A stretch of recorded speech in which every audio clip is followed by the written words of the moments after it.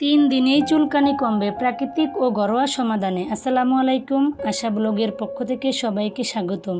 নিম পাতা ও কাঁচা হলুদ চুলকানি, দাঁত, ফাঙ্গাস ও বিভিন্ন ত্বকের সমস্যা সমাধানের একটি মহা ঔষধ। এটি নিয়মিত সঠিকভাবে ব্যবহার করলে ত্বকের জ্বালা, লালচে ভাব ও সংক্রমণ দ্রুত কমে যায়। খুব সহজেই ঘরোয়া উপায়ে চুলকানি দূর করতে হলে এই ভিডিওটি স্কিপ না করে সম্পূর্ণ ভিডিও দেখতে থাকুন। প্রথমে নিম পাতাগুলো ও কাঁচা হলুদ ভালোভাবে বেটে নেব।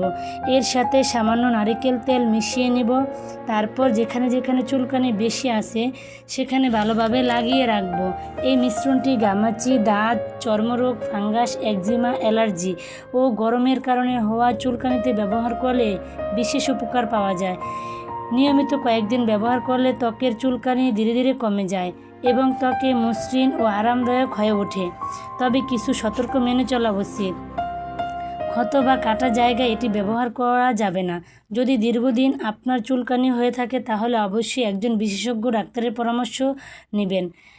তবে সঠিকভাবে ব্যবহারের মাধ্যমে এই ঘরোয়া উপায়টি ত্বককে সুস্থ রাখতে গুরুত্বপূর্ণ ভূমিকা পালন করে। যদি আপনার কাছে ভিডিওটি ভালো লাগে তাহলে লাইক, কমেন্ট এবং চ্যানেলটি সাবস্ক্রাইব করে দিবেন।